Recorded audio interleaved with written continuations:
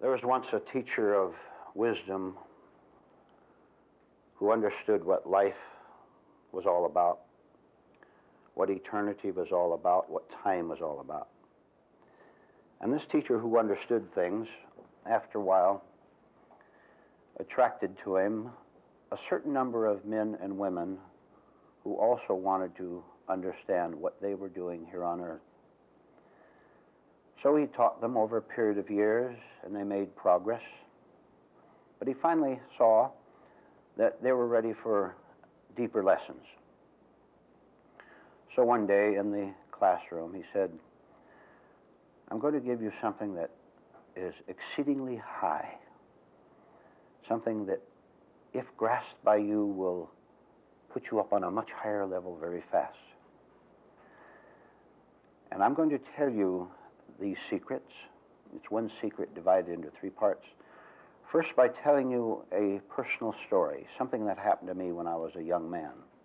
And after I tell you this illustrative story, I'm going to let a week go by, and I want you to think about it for yourself to see if you can understand how it applies, if you can see the secret lesson inside it. So, ladies and gentlemen, here is the story. And the teacher said, when I was a young man, I lived in another country a long, long ways from here. And I lived in a country that was very mountainous. And the family had a farm and livestock, and we all earned our livelihood by taking care of the farm. Now, this farm was at the very peak of a fairly low mountain. And nearby the farm was a railroad track. And this railroad track was the lifeline of the whole country because it started on a level plains on one side of the mountain, came up into the mountain, passed by our home and farm, continued twisting and turning throughout the mountains for many miles, 100 miles, as a matter of fact, and finally went downhill onto the plains on the other side. So as a boy, I used to enjoy watching the trains chug up, coming in either direction, and one of them pausing on the double track so that they could pass because it was a single track railroad. I used to enjoy watching them and hearing it at night and see passengers wave out the window at me, and I'd wave back. And I enjoyed it quite a bit. One day, when I was about 20 years old, I was out in the fields working, and I saw two trains coming from the opposite direction, which happened quite a bit.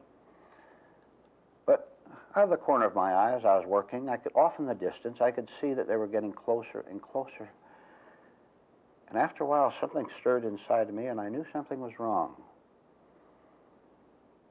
And I looked in horror as those two trains came together and smashed in a gigantic collision 2 or 3 miles away from me.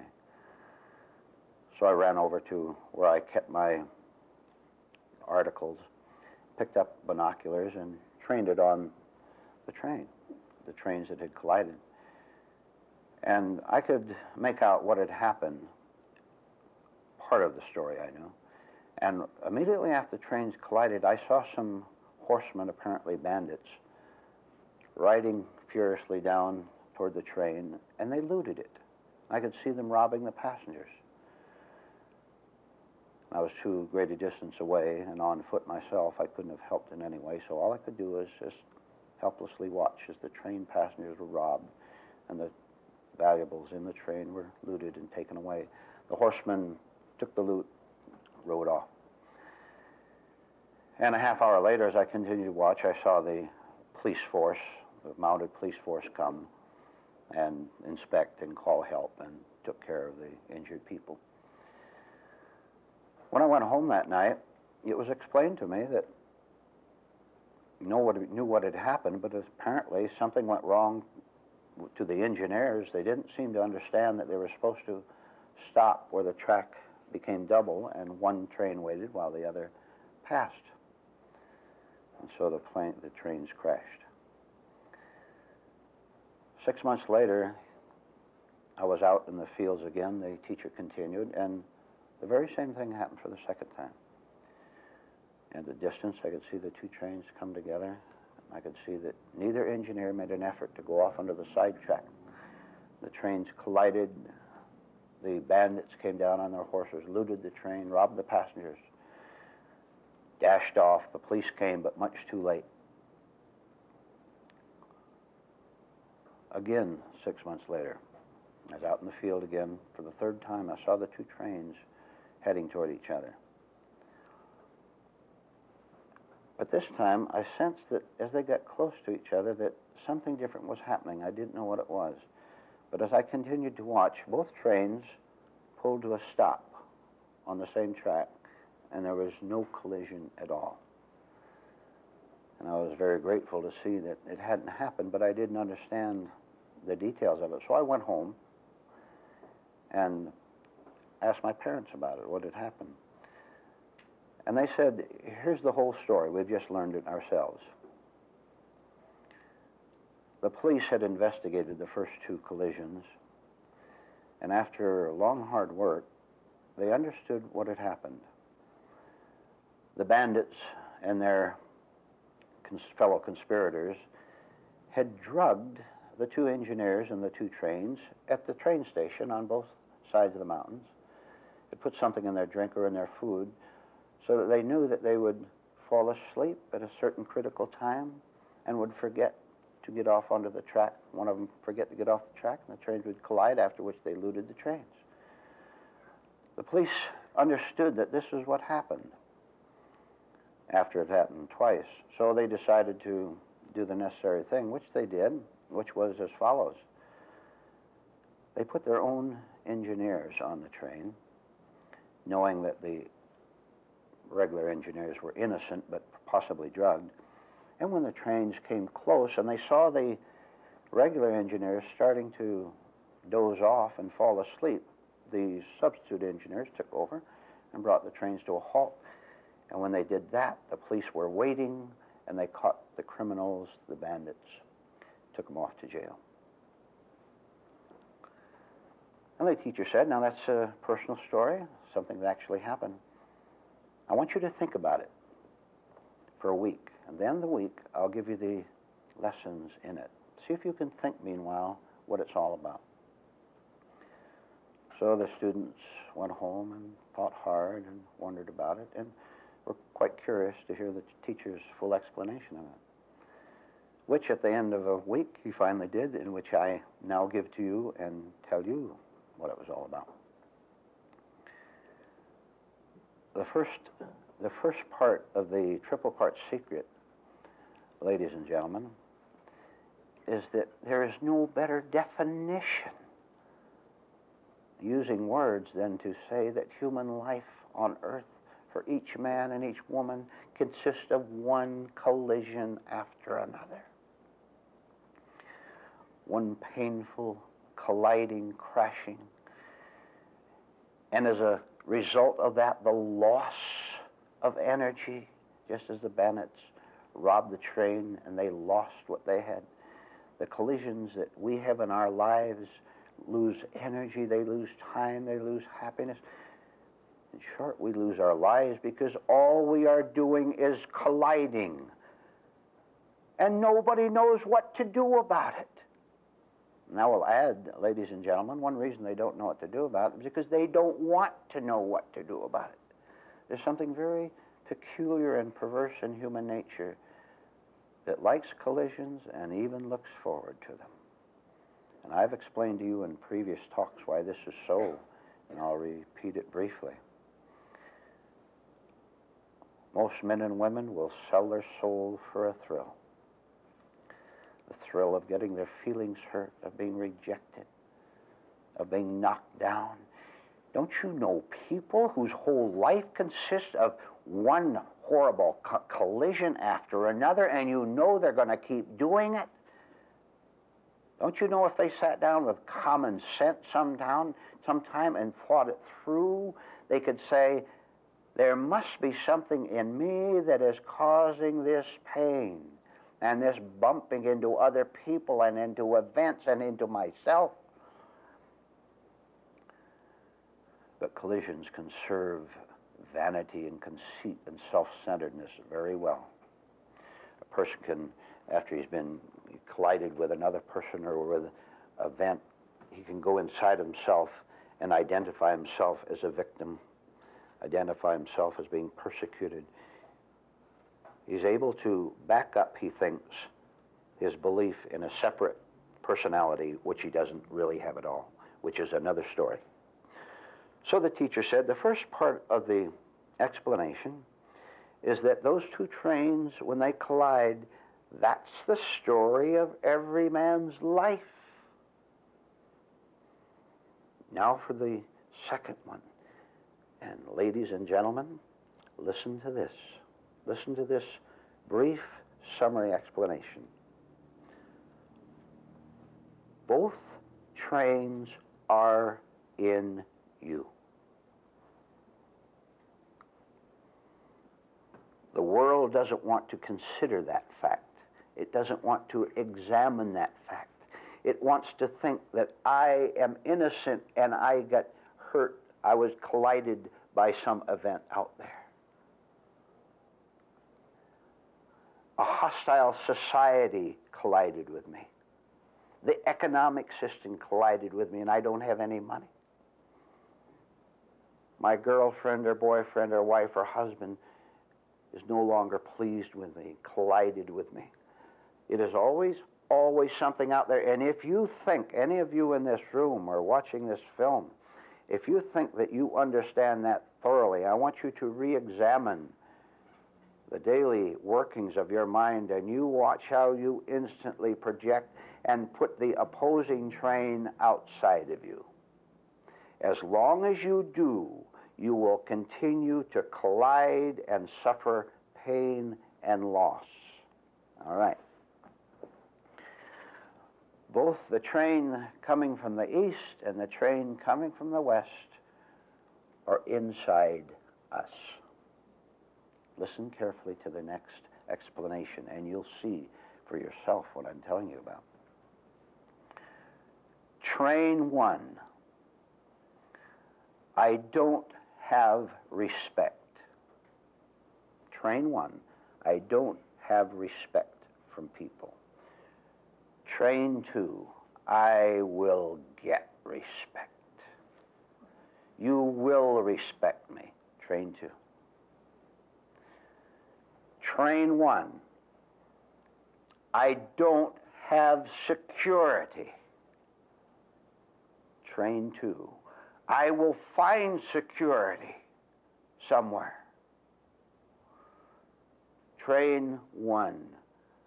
I don't possess happiness. Train two. I will obtain happiness in some way. In every single one of the three instances, crash, crash, crash. Now look. Where there's only one train, a collision is impossible, right? Train one. I am not loved, right? I am not loved. Train one. If I stop right there and don't create the second train, how can there be pain? How can there be loss? How can there be anything at all that is wrong for me? Now, careful. Train one. I am unloved. If you stop and see that that is simply a thought, an idea you have about yourself, if you understood that, you would cease saying it, and you could never, never, never create the second train and a crash. Because you would see that there's no one there who needs to be loved. And if you went a lot farther than that, and you see there's no one there who needs to be loved, you would be. There's a mystery, huh? You would be, but it wouldn't be by any man or by any woman, or it wouldn't be by a favorable change in finances or circumstances. I am not loved. Who is saying it? A center is saying it. who's lonely, who's scared, and you're saying, I am not loved. If you stop there, you wouldn't go into a collision, and you would understand what it's all about, and there could never be another collision in your life. Train one. I am unloved by other people. Watch train two. Listen to the varieties of train two that head toward each other and crash. First, I am not loved. Train two. Therefore, I will behave in a certain way, no matter how it strains me, no matter how unnatural it is. I will tell that woman that I love her so that she will say that she loves me, and then I will feel loved. Crash. You ever crashed that way? I am not respected. I don't have any influence. I don't have any power. Power. Let's take power. Train one. I have no power and all the values that go with it. I will get power. I will run for political office. I'll get a lot of money because money talks. I will get a big home. I will get power and respect, and I will have all these things, and then I will be happy. Collision. You see, the collision occurs when you follow the first thought by the second one. If you stayed with the first one so you could understand your first error, you could undo the error, and the trains could never clash again because there's no two trains there. But if you say the first one and don't investigate it, you'll be compelled to go on to the second one with all its nonsense, its foolishness, its viciousness, and crash. You know, when those two trains crashed and those bandits came down and robbed the people, those bandits in their nature, their characteristic, their characters are the exact same characters of people who live in inner collisions all day long. That is, they don't have any decency. Do you think that a bandit cares about didn't he cause the collision? Do you think they care about the people? Only one thing is of concern to a bandit. That is to cause the collision and try to get a benefit which spiritually can never happen. Begin to understand that if you start with an error and don't investigate the initial error, I don't have, that's the error, I don't have, if you don't stop it by understanding, all right, there, you will go on to the next one, and you'll cause a collision. And the reason you do it now is because you don't understand the first train. Remember what the police did when they finally found out what was going on? They put an engineer on each train who could stay awake, right? One who wasn't drugged, one who didn't fall asleep. The engineer in our case, and I know that you know this, is spelled with a capital E. That engineer can stay awake when we can't, when we're colliding. We don't understand that we could, as wise, truly wise people, invite the engineer into the cabin and bring the thing to a halt before there's a collision. That engineer with a capital E, which is truth, is not presently in the cabin occupying a place where he can do something for you, a sleeping human being, and no wonder you crash. And here's how you can begin to invite him, it if you prefer, into the cabin. First of all, by hearing yourself talk and saying 1,000, 10,000 varieties of the sentence, I don't have, or I am not, or I can't be. And then following it up by what you're going to do to correct the situation And you know very well, and I know it, we've never corrected it in our lives. The correction is quite another thing. And when you begin to get onto it, right in front of your eyes, you will see no collisions at all. You won't feel any collisions at all. You can look out at the world with its madness, its financial madness alone, which is an outgrowth of the love of collisions in human beings. How people wreck each other. No decency, no conscience, no love. All they know is how to wreck. Now, are you in this class, are you watching this film determined enough to stop it?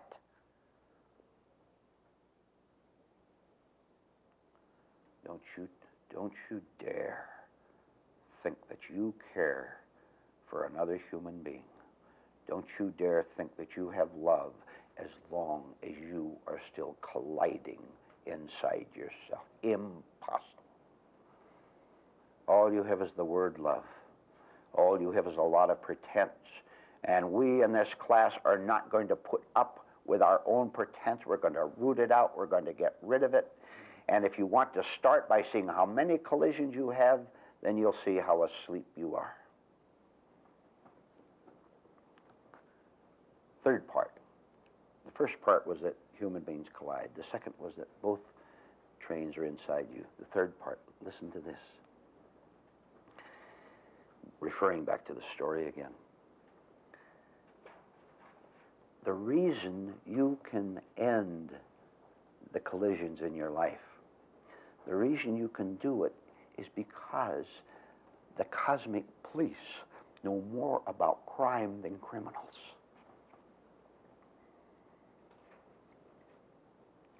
The police, which are on the side of law and of order, the police are smarter than the criminals. Criminals who cause collisions are stupid. They're in the dark. They're unconscious. They're not intelligent at all. They are cunning, but they're not intelligent. Now the police know all about criminals, and the police can catch them. They can see the little tricks that the criminal played in the case of the trains. They knew they were drugging the engineers at each end of the track. And they knew that the criminals would be hiding up in the hills or somewhere ready to rush down and loot the train once they collided. Emphasize in your mind, for at least a week now, this thought. Even if you are not intelligent enough to uncover the criminals, the opposites in you that are causing the bumps and the crashes, if you can't understand the crashes, I will tell you that the cosmic policeman can. Look what we come down to at this point. How do you like the word invitation? Pretty nice on the social level, huh? You're invited to the social occasion. You're invited to have a cup of tea or whatever. Invitation is a nice little social thing, isn't it? All right. Spiritual invitation. Do you want to accept it? The invitation is being extended to you here in this room tonight. The invitation to understand everything we've talked about, to go to work on yourself, where you see that you say to yourself, I don't have, train one, I don't have, train two, therefore I will get. Begin to work when you see yourself creating the first train. I am left out. You do not go on to therefore I will grab. I'm disliked, therefore train two, I will find ways to make people like me. You're going to be just as desolate as you were before, because all the time the collisions are happening inside you. Don't you know that wealthy people, famous people, so-called spiritual people are miserable people because they don't know this secret we're talking about tonight? Look at their faces. with all their cars and all their glory, their gold and their glory, with all that, look at them and look how they have to strain through life. You can get to the point where you know absolutely there's not going to be another collision in you because you understood the process by which you wrongly caused them to happen. Isn't that nice? Accept the invitation then. It's extended to you and you can accept it.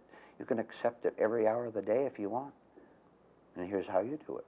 And I'll say this and then we'll take a break. Watch the yearnings inside of you. And watch how you are then going to answer your own yearnings by doing something, thinking something, going out somewhere, and simply slow down and refuse helping yourself. Never help yourself when you give yourself nonsensical advice about help. Notice the error you're making, the very noticing of the mistake of creating train 1. And in a higher intelligence, you'll refuse to create train 2. There can never be a crash again.